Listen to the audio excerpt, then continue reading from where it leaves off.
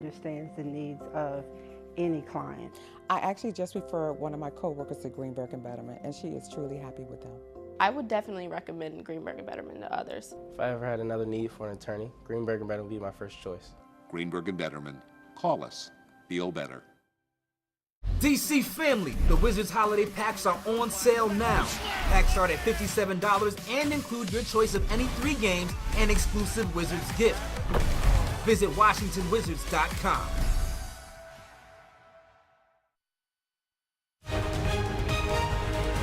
Good morning, America. Winter weather alert. 2 new storms moving into the Midwest and Northeast right now, bringing a blast of snow and ice. This driver losing control, sliding off the road, his car sinking into the water. And now concerns about more than a foot of snow heading for New York and Pennsylvania, as millions wake up to wind chills in the single digits.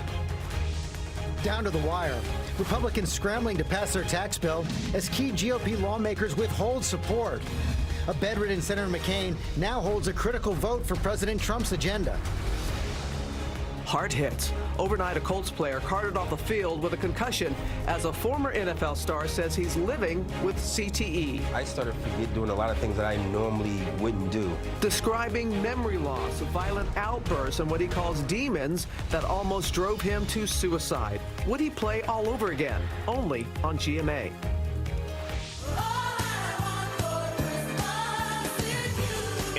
Christmas jackpot. Nearly $500 million up for grabs right now. Could you be the lucky lottery winners this holiday season? And should you think twice before you give a ticket as a gift?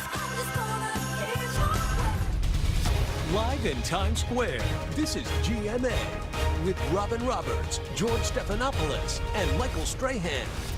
Good morning, America. Happy Friday. Frigid Friday. Oh, absolutely. It's going to be a cold weekend for millions. Those bitter cold temperatures are moving into the Northeast. Moving into your bones, too. Yeah, right. And more snow is going to hit the Midwest. Rob is tracking it all. Good morning, Rob. Hey, good morning, Michael. Take a look at what's going on across parts of the Midwest. This car is spinning off the road in Manawak, Wisconsin, and then the water from Lake Michigan rising with those switching winds, and this driver managed to get out of that. But look at this. Also, it's the scary scene from the slick roads, I-94, Jefferson County. That car spinning off into the median and then up onto the other side of the road. No injuries there, but you can also see another car that's already spun off. So dangerous road conditions here. We've got more in the way of some snow moving across this area. Arctic air is in place. Wind chills dangerously cold this morning, and there are 2 systems that are kind of developing. One is going to skirt the East Coast here, coastal low. D.C., Philly, up to Atlantic City, Long Island, and the Cape, and also this system skirting the Great Lakes as well. Not too much, but again, as we see, all you need is 1, 2, 3 inches, and that's what we'll see with this system, and higher amounts across parts of the Great Lakes, and that will certainly slick up the roads today and through parts of tomorrow. We'll be tracking it. Robin? Okay there, Rob. Thank you. And out west, the battle is on against that massive and deadly wildfire, the Thomas Fire, claiming the life of a firefighter. As it grows, it is now California's 4th largest fire ever, scorching nearly 250,000 acres. It's only 35% contained. ABC's Matt Gutman is near the front lines for us. Good morning, Matt.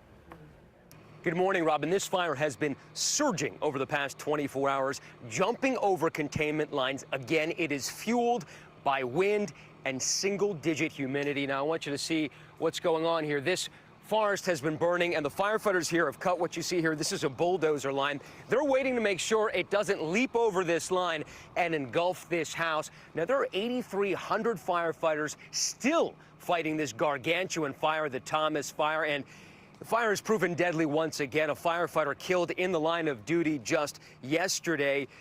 He is survived by a pregnant wife and a very young daughter. Many of the firefighters expect to be here until after the new year.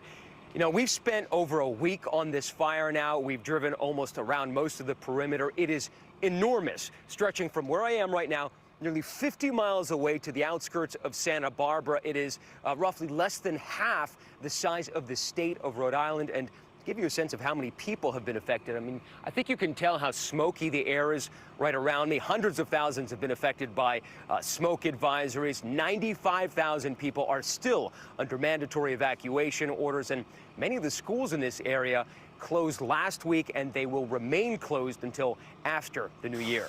Robin. That's understandable, Matt. Thank you very much. And of course, we're all thinking of that firefighter's family. We certainly are. We're going to move on to Washington now. And the latest on that GOP tax plan. Final details were set to be released today to secure final passage by Christmas. But that timetable may now be in jeopardy as some key Republican senators withhold their support. Our senior congressional correspondent Mary Bruce tracking this on Capitol Hill. And Mary, these new objections so critical because the GOP can afford to lose just 2 votes in the Senate.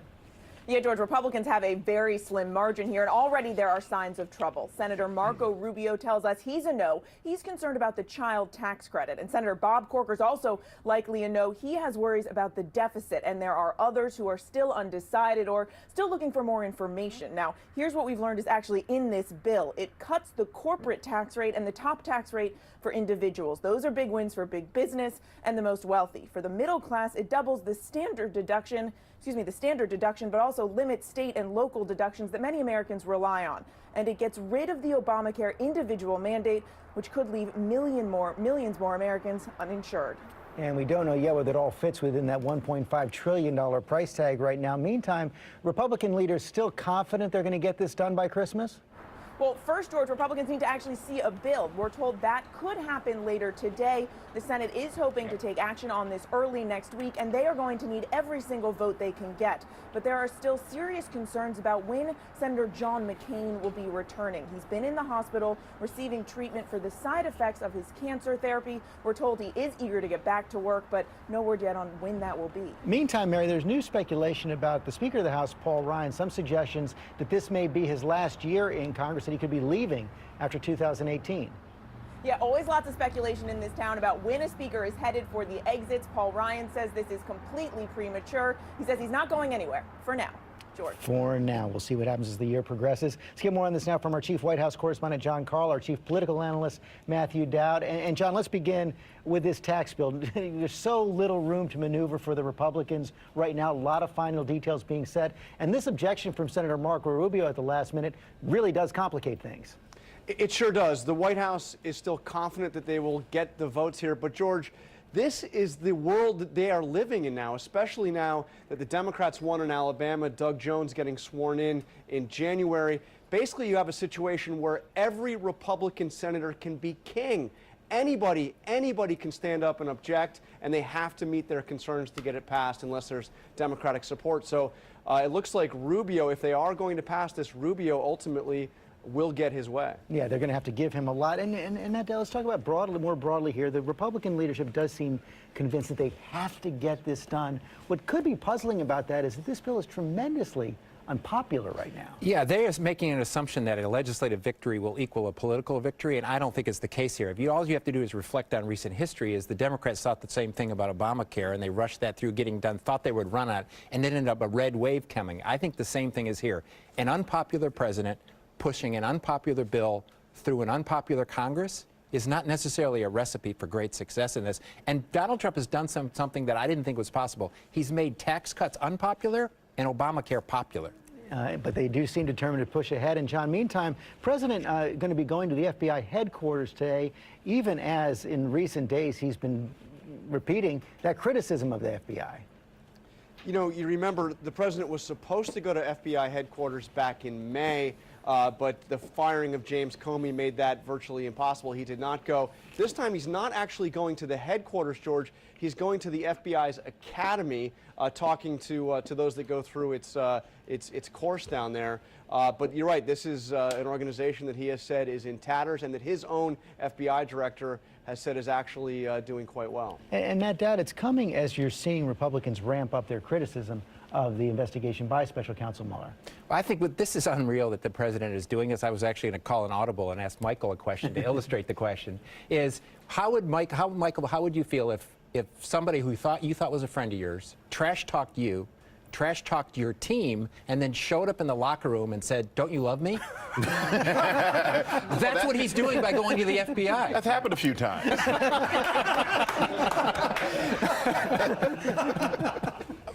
I guess that's the answer for today. Thank you, Michael. And thank you, George.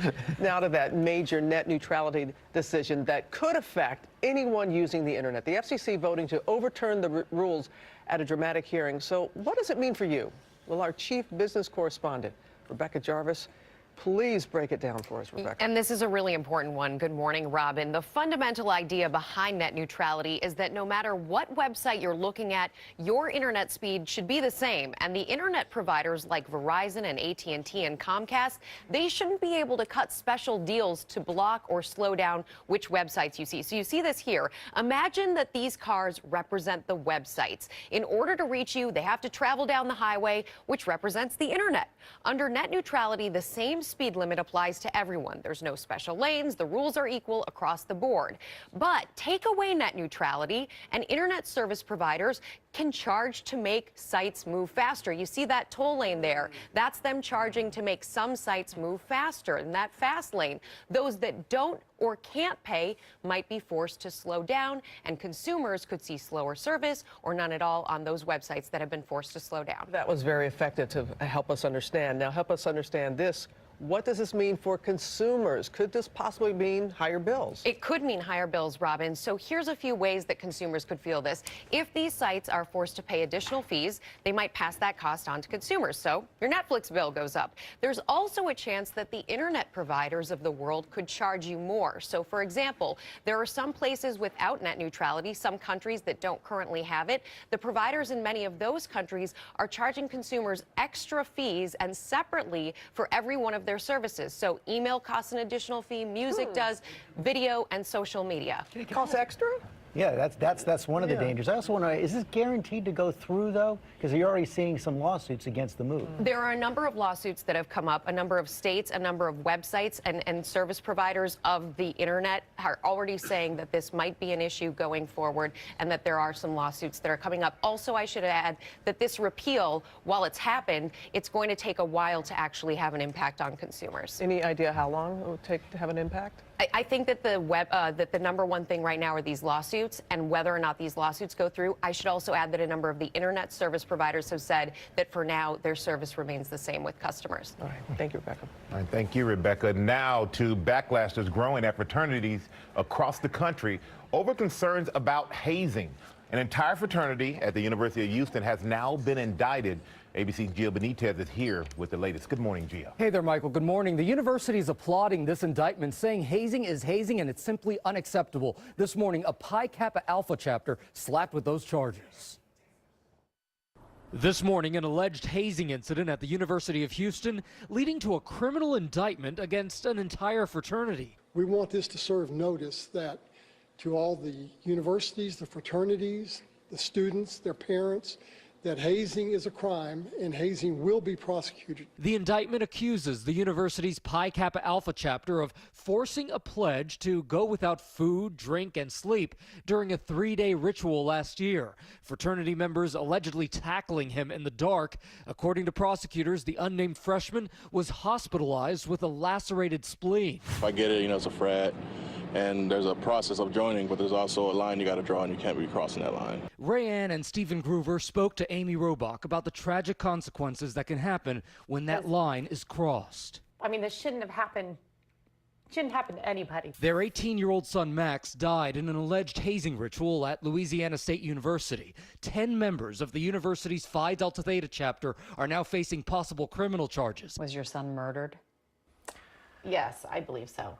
Nobody can physically drink that much. You can't. You have to be forced to drink it. It's terrible.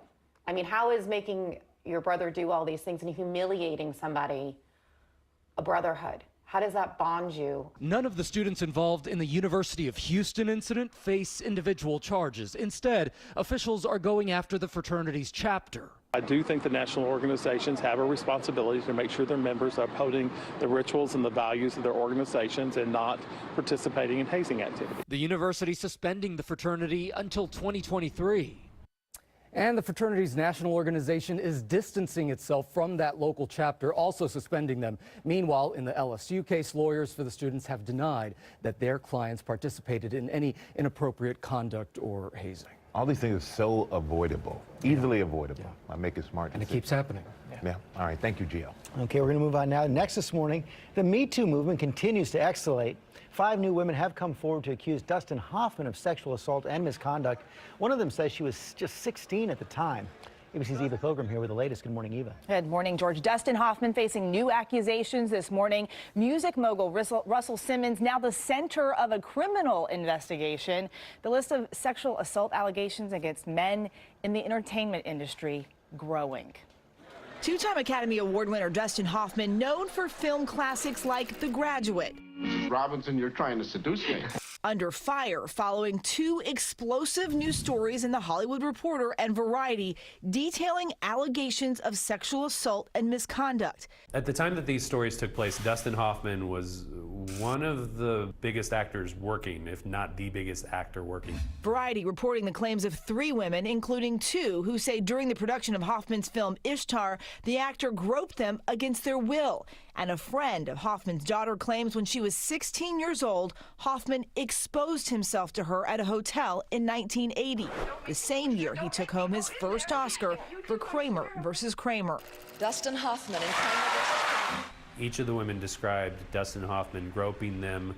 They described what took place as a form of sexual assault. Variety reporting Hoffman's attorney sent a letter to the magazine's owner calling the accusations defamatory falsehoods. 2 weeks ago, John Oliver had a testy exchange with Hoffman about the allegations from Anna Graham Hunter, who accused Hoffman of making multiple inappropriate comments and unwanted sexual advances towards her when she was 17. Do you believe this stuff that you read? I believe what she wrote, yes. Why? Because there's no point in her lying. Well, there is a point in her not bringing this up for 40 years. Really? Oh, just. Hoffman did not respond to ABC News about these latest accusations, but he has denied previous allegations of harassment and misconduct by three other women. The 80-year-old is among an ever-growing list of high-profile men, with women accusing them of sexual misconduct. This morning, the NYPD confirms it is investigating music mogul Russell Simmons based on allegations made by nearly a dozen women, including 4 who now say the Def Jam founder raped them. I think it's very possible that somebody like Russell Simmons could open the floodgates to other figures in popular music. Simmons has stepped down from his global empire after apologizing for his mistreatment of women, but denies any violence or criminal accusations. Overnight, posting on his Instagram page, "I will prove without any doubt that I am innocent of all rape charges," adding, "My intention is not to diminish the #MeToo movement in any way, but instead hold my accusers accountable." And that hashtag, not me, that he used to push back, prompting another woman to come forward. Fashion PR powerhouse Kelly Cutrone telling Page 6, in 1991, Simmons tried to rape her. She went on to say his post is, quote, "a call to every man who wants the right to abuse women to continue." Strong words. Boy, this whole movement has such viral power right now. And so many people coming forward, though it just doesn't stop. There's so many people. Thank you, Eva. All right, let's get to something that's going to make us feel a little bit better. This story might be proof that Christmas miracles do exist. Let's check this out. In the most unlikely of places, it all went down at last night's Atlanta Hawks game. Take a look at this shot. Knocks it in, yes.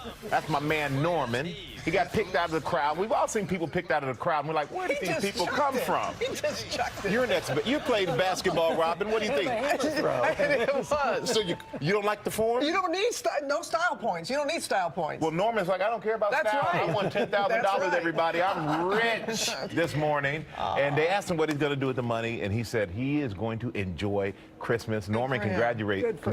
Great shot. That was a good shot. That was great. Let's go back to Rob. All right, George, I want to talk about the fire situation out west. You saw from the fire lines a report out there. Red flag warnings really across the entire state, not just Santa Ana winds, but they'll be swirling over the weekend, so that'll be a challenge as well. Time for your weekend getaways. Brought to you by CarMax. You can now reserve a car online, and CarMax will hold it for you up to 7 days for free. You come in when it's convenient. I know this because I'm from 7 days in the future. Now, don't be frightened. 7 days in the future is a glorious place. After all, you had 2 good hair days in a row. Perfect. Right out of bed. And this car you reserved at CarMax.com is still being held for you for free. Pretty sweet. Or, as we like to say, from 7 days in the future, we still say pretty sweet. It's basically the same. Winter weather advisory going into effect at 1 o'clock today for D.C. and also Baltimore. We could be talking close to 1 to 2 inches. It's not so much the snowfall totals, but that it's coming in the afternoon rush. So definitely be cautious of some slippery roadways, especially anything that goes untreated. As we go into the rest of today, expecting those daytime highs to top out in the mid-30s. So you can see